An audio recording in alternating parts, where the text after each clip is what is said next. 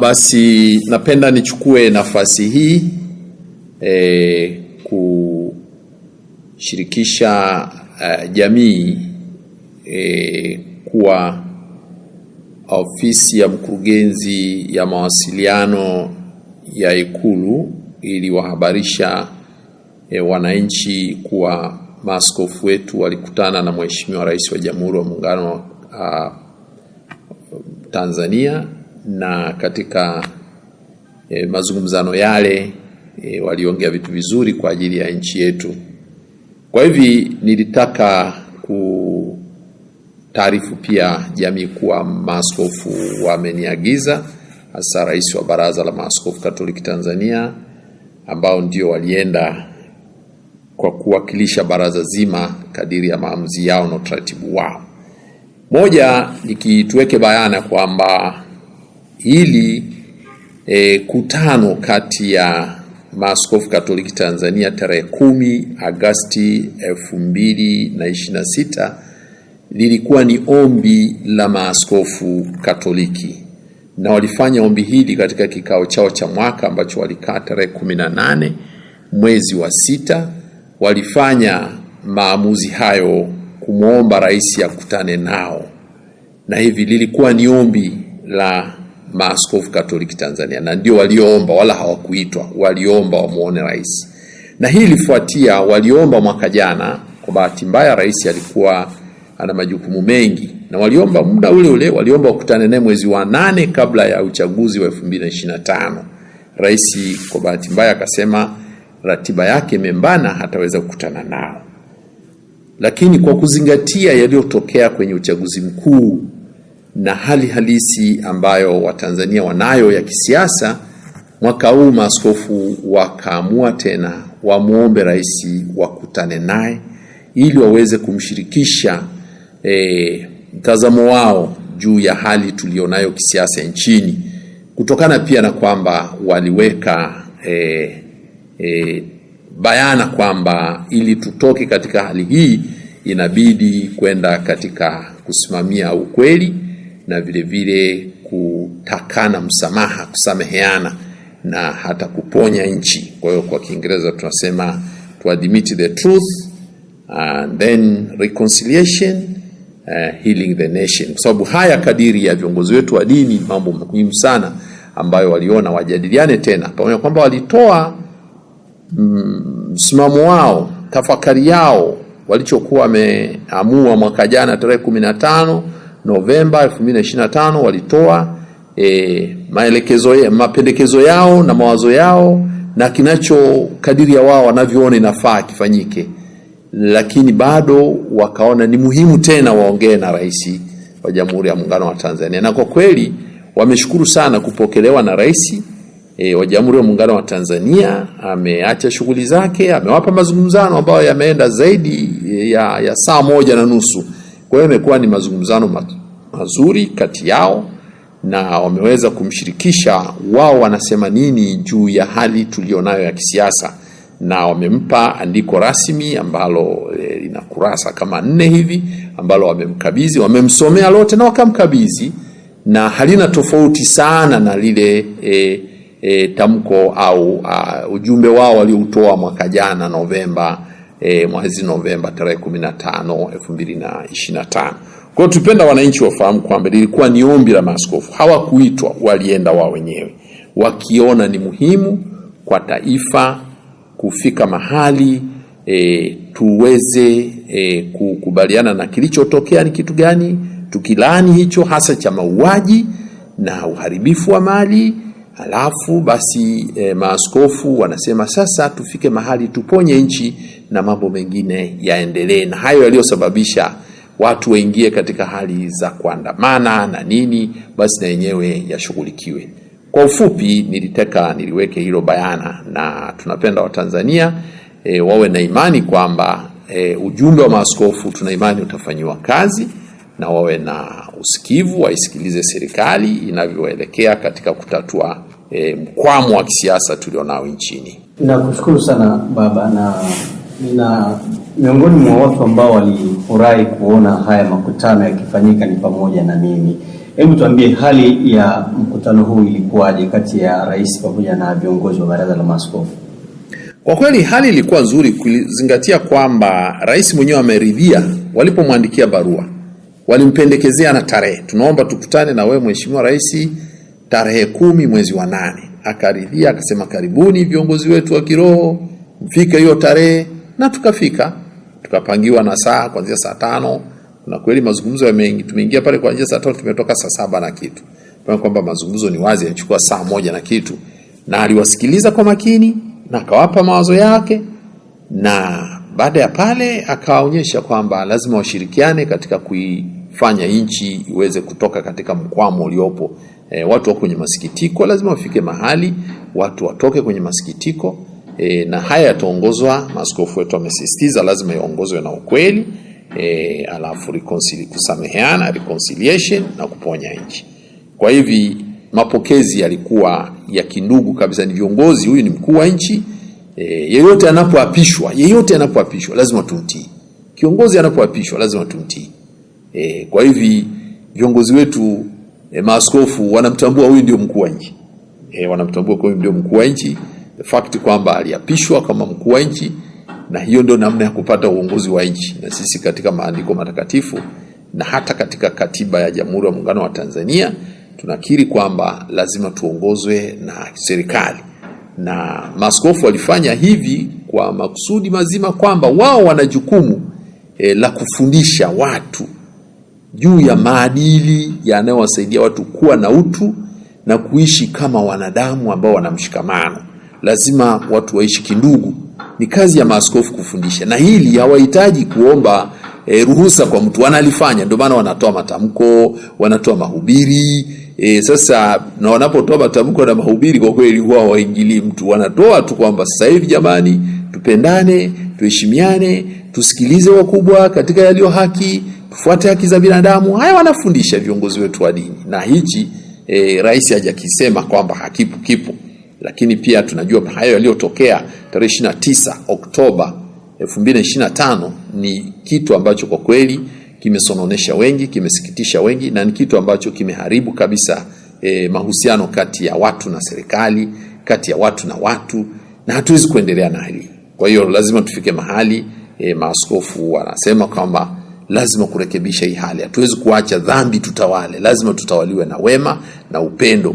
Na hivi maaskofu wametimiza jukumu lao hilo. Na katika kufundisha, ibara ya 19 ibara ndogo ya 2 inatamka bayana kazi ya kueneza mafundisho ya dini, yale ambayo watu wanapaswa kuyashika ili waishi vizuri, ni kazi ya dini yenyewe. Serikali haitajihusisha kwenye hayo. Kwa hiyo hayo yako bayana kabisa. Ndio maana hili waliloenda ni kama la kuona kwamba anayepaswa kusimamia haya ni nani. Wao walishafundisha tarehe 15 Novemba 2025 walitamka kitu gani kifanyike. Ni kama walikuwa wanafundisha. Kwa sababu alihusisha hayo na mafundisho ya dini. Mafundisho yao ya dini wanayoyasimamia.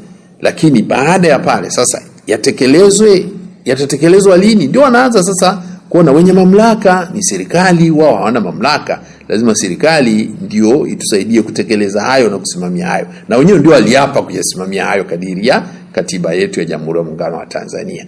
Alafu hili ni swala ambalo vile vile Watanzania lazima kuelewa kwamba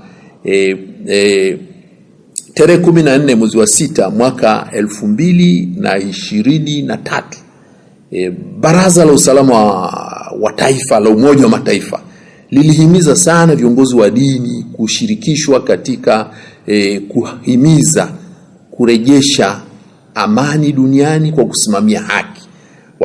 Wanasema ni imani kwa ajili ya kuheshimu haki za binadamu.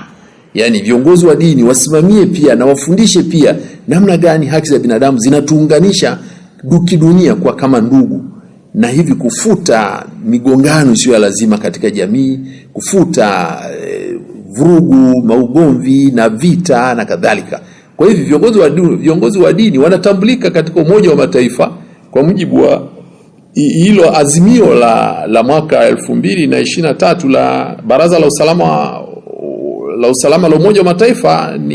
Ni azimio namba 2023 na 686 liko bayana, ukienda kwenye mitandao utalikuta, linahimiza viongozi wa dini wana jukumu gani katika hilo.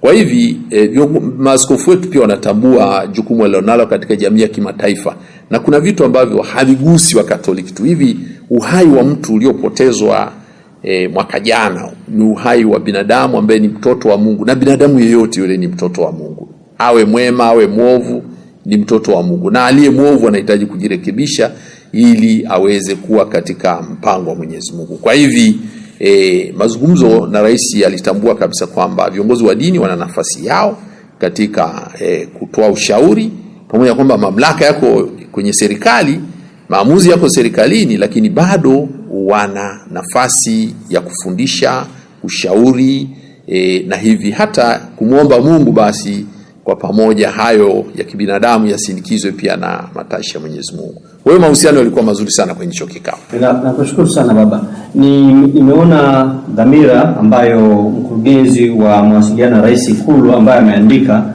kwamba mazungumzo haya yalilenga kuimarisha ushirikiano kati ya serikali na TEC, kujadili masuala mbalimbali ya kitaifa yanayoigusa jamii yakiwemo ya kisiasa, amani na maendeleo, pamoja na kuimarisha amani, mshikamano na kujenga mustakabali mwema wa taifa. Hili ni jambo zuri kabisa Father. Hauoni kama hapa serikali tayari imeanza kupiga hatua kwa ajili ya kushughulikia yale masuala ambayo yalijitokeza huko nyuma? Ni wazi, ni hatua moja. Katika kutekeleza kitu lazima kuanze hatua. Maaskofu wanafanya kitu wanachoita mazungumzano, dialogue. Ndio kazi yetu tulionayo. Sisi tunafanya engagement, yani tunafanya mazungumzano katika kuhakikisha kwamba kitu fulani kama akiendi. Na unapoona kinafanyika hiki, kuna mengine yameshafanyika mengi tu ambaye hayajaandikwa humu na hajatangazwa. Viongozi wetu, maaskofu wetu wana namna nyingi sana za kuhakikisha kitu fulani ili kiondoke, tatizo loko katika nchi liondoke, lazima kutumia mbinu mbalimbali. Wakati mwingine si lazima kulitangaza. Ndio maana maaskofu wakati wanaenda kule hawakutangaza na wala, lakini kwa sababu serikali iliona muhimu kutaarifu wananchi, basi ndio wameelekeza pia na sisi tutoe ufafanuzi kidogo juu ya haya ambayo watu wanasema. Nia ya serikali hii ni hatua moja, tunakiri, tunakubali ni hatua moja. Hili kukiri kwamba lilikuwa ni tendo ovu, tusubiri mpaka lini? Ndio wanauliza maaskofu, kwa nini msifanye hivi ili watu tuache kwa kaangaika tunasubiria kukutana tuombane msamaha? Kwa nini mmoja asisimame aseme tusameheane na tunaomba tusamehewe? Na viongozi wa dini wanapata sasa nafasi hapo kwanza kusema jamani tusameheane, kwa sababu huwezi kusamehe bila mtu kuomba radhi. Lakini zimeundwa tume mbalimbali, ikiwemo tume ya kwanza ambayo ilichunguza tukio hili zima, na imeundwa tena tume ya pili hivi sasa ambayo huenda imepewa muda miezi mitano, huenda ikaja na taarifa ambayo pengine ikawa ni mwanzo mzuri wa kuweza kujua ni nani alifanya nini na ambaye anatuhumiwa hawezi kuwajibika kutokea pale. Hii hairidhishi kwa maaskofu? Ni hatua moja katika kutafuta ukweli au kujiridhisha na ukweli, lakini vile vile hizo ni mikakati ya serikali imeweka. Lakini katika kutoka katika hali tulionayo, ni serikali peke yake inapaswa kufanya. Wananchi ambao ndio wamedhuriwa wameshirikishwaje katika hilo? Na sisi tunakubali hizo tume zinahitajika. Lazima ukweli ufahamike, ukweli uwekwe vizuri na vitu viwe wazi, kuwe na utawala wa sheria ndani yake, kusiwe na upana. Na maaskofu wetu katika andiko lao lile la Novemba waliweka bayana kabisa kwamba watu waliuawa sehemu mbalimbali za nchi. Sasa kitu kama hiki, pamoja na tume zinachunguza na tume imetamka wamefanya hivi, lakini na hii sasa inakuja kuchunguza waliohusika. Lakini tunaangalia waliohusika kuhamasisha labda maandamano, tumesikia hilo, lakini waliohusika kuua wamesikia wanatamkwa. Sasa vitu kama hivyo ndio tunasema sasa hapa lazima tufike mahali tuongee kama Watanzania. Hatuhitaji kuja kuongozwa na mtu sawa, hiyo tume itafanya kazi yake, tunashukuru. Labda kama serikali inaona ndio njia pekee, basi watu tuombe, basi wananchi wasikilize serikali yao. Lakini vile vile wananchi wasikilizwe wenyewe, wangependaje, wangetaka kitu kiendeje vile vile. Lazima hivyo vile. Kwa mfano watu walipendekeza, tumeona ilipotokea matatizo kama haya kule Afrika Kusini, haya matatizo sio ya kwanza duniani. Yalishatokea Kenya, alienda Kofi Annan na Mkapa, kuleta watu kutoka kwenye mkwamo wa kisiasa. Imetokea huko Afrika Kusini, walienda kina Nyerere, kina nani walitoka huko Nyayo, kina Nelson Mandela ambao kwa serikali National Party, chama cha upinzani nani. Sasa haya yote yanapaswa kutumika pia na nchi zingine zilizotokea. Inakuja kwa mtindo ambao tunasema basi ni jambo zuri. Kama serikali yetu inaona hii inatosha, basi waambie wananchi mwe na uvumilivu, tutafanya, tusubiri. Kwa maaskofu sio kwamba wanapinga mikakati iliyowekwa, lakini wanataka kusema kwamba sasa hivi tumeambiwa itachukua miezi mingapi? 5. Kwa tukae miaka 5 tukisubiri neno la samahani. Sasa wanafikiri vitu kama hivi baba vinapokuwa vimetokea watu wanaumia, wanasema sasa si Ukristo wetu na maana gani kama hatuombani msamaha? Je, haya mliyazungumza na rais? Hapana, hivi ni vitu vya details ambazo sio mahali pake. Sema ni kwa sababu maaskofu wanachosisitiza daima, wenyewe wanachosisitiza ni hiki walichokitamka. Kwanza tukubaliane kwamba kulikuwa na ukweli, alafu tuombane msamaha, twende mbele. Kwa maana hiyo mtu yoyote yule ambaye anataka kufahamu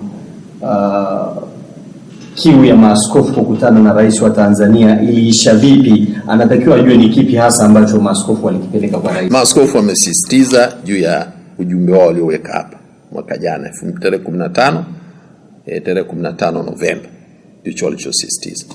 Tukiri ukweli kwa wananchi, tuombe msamaha wananchi kwamba tulikosea, si ambao ni viongozi labda au wawakilishi wetu walikosea, basi tuombane msamaha kama Tanzania.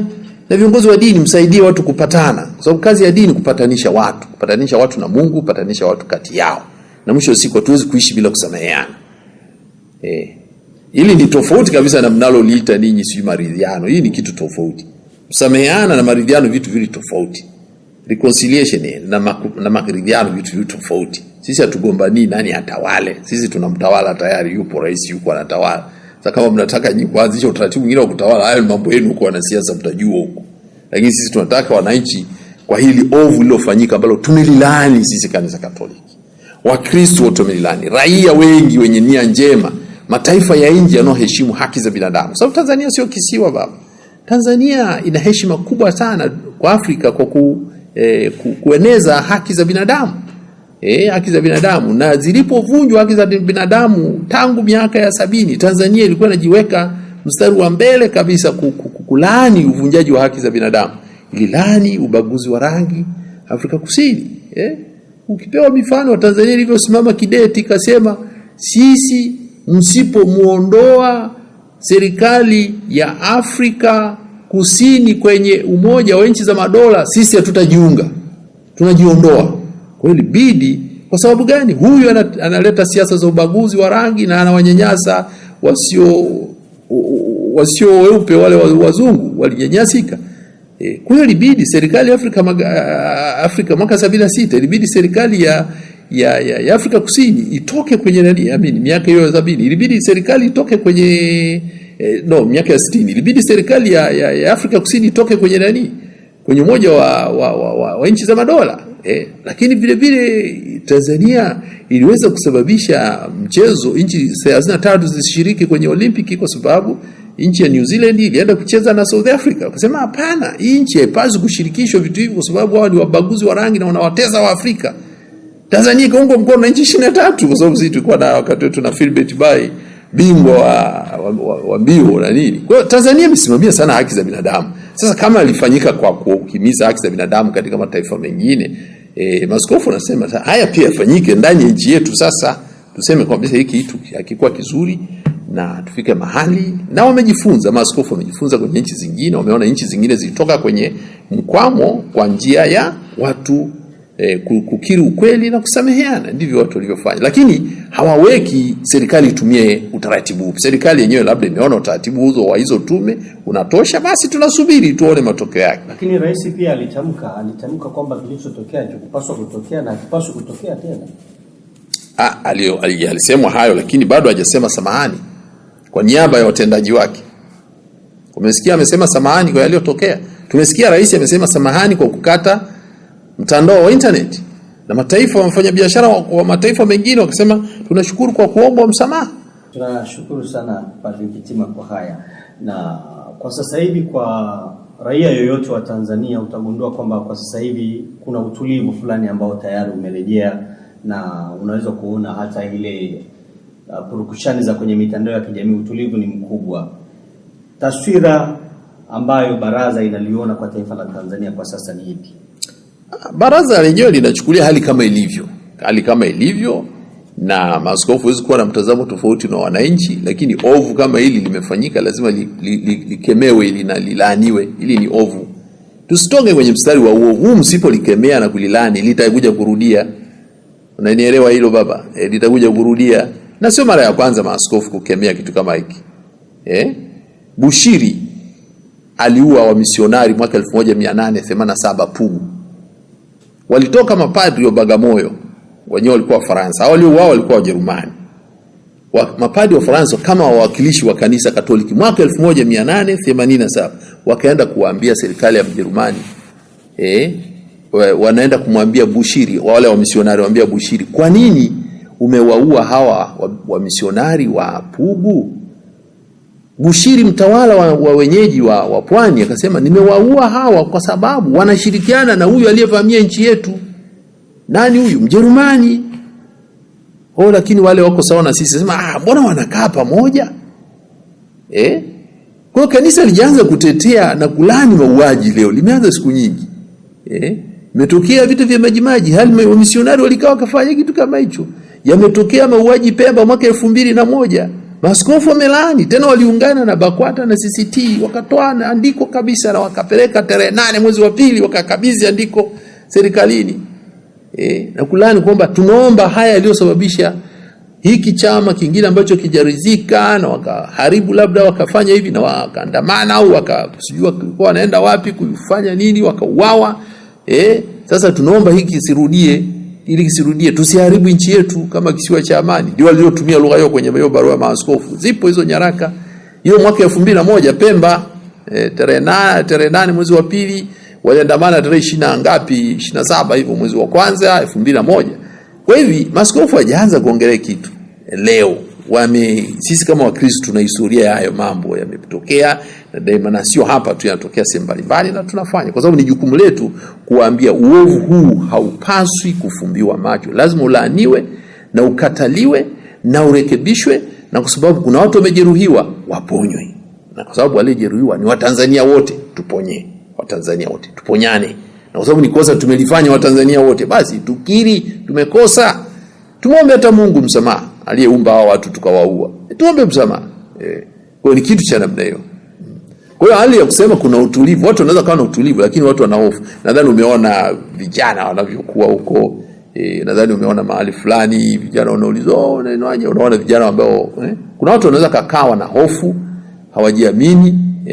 Kuna dalili, walau una dalili za kuimprove. Kwa mfano watu walikuwa wanatekwa, wanauawa, walau sasa hivi unasikia watu wanakamatwa na wawekwa ndani, kwa kwamba wengine wanaonekana wanateswa sana, lakini walau ndugu zao wakienda mahabusu wanawakuta. Kwa tunaposema hiyo kuna improvement, hatujakataa. Sasa aliyekuwa anateka ni nani? Hapo ndio utajiuliza sasa. Walau sasa hivi unasikia mtu amepotea, lakini unaambiwa amekutwa yuko mahabusu. Lakini zamani anapotea umuone. Kuna watu umesikia wamepotea uonekana. Amepotea unakuta ameuawa, yuko amechomwa na tindikali. Anauza tindikali Tanzania, maduka hatuyajui yako wapi. Sasa unaona vitu kama hivyo. Ni yapi ambayo unafikiri mpaka sasa hivi serikali inajitahidi kuyafanya katika hali ya kuhakikisha mambo yanakuwa kama vile ambavyo katika mazungumzano kama hayo waliofanya na maaskofu wetu? Ni hatua mojawapo ya kusikiliza wadau wengine katika ustawi wa nchi, wanaleta mawazo yao mbele ya serikali kuhusu huu mkwamo tulionao wa kimaisha ya kisiasa nchini. Hiyo ni maendeleo mazuri, kuwasikiliza, kuwapokea na kuwasikiliza. Ilikuwa na pia ukiwa na spika wa bunge la Tanzania tarehe za nyuma kidogo. Agenda ilikuwa ni ipi? Ilikuwa ni makutano ya kiofisi ama ni ya kirafiki? Spika alikuja kutuona. Kwa kweli lengo lao ni kuona kwamba tutokeje katika hali hii. Spika alikuwa na ujumbe, tutokeje.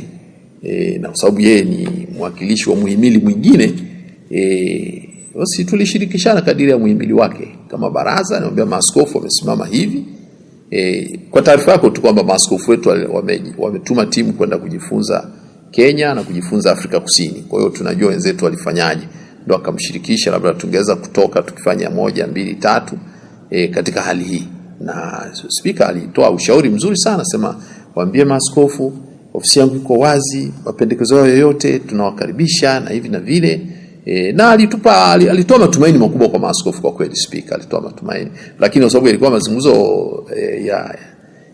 ya yeye na maaskofu kwa yote aliyekuwepo ofisini, kwa hiyo ni vizuri tu kuona kwamba mazungumzo yalikuwa mazuri na ni mwelekeo katika kuona kwamba tunazingatia pia vigezo vya kimataifa katika kutoka katika hali kama hii. Kwa maana hiyo itakuwa sikosei nikisema kwamba serikali inafanya jitihada kubwa za kushirikiana na Baraza la Maaskofu kuhakikisha kwamba wanatafuta njia ya kutoka katika mkwamo.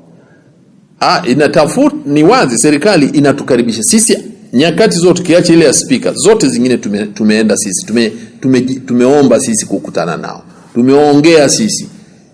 Kwa mara ya kwanza speaker tu ndio alikuja kutuona na mawaziri kadhaa walikuja. Ofisi ya waziri mkuu pia ilituma waziri mmoja kaja, lakini tukasisitiza msimamo uko hapa. Maaskofu wameshatoa msimamo ni hapa. Tuwezi kutoka pale. Tumeingia na ofisi nyingine. Maaskofu wamejitahidi kuona hizo, lakini hatuwezi kutatua tatizo kwa maaskofu kuongea na serikali. Ni wananchi kutendewa haki zao.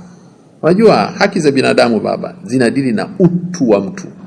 Na imani ya Mtanzania iko kuona mwananchi yeyote, hata yule wa ngazi ya chini kabisa, anaheshimika kwa utu wake, kutendewa haki zake.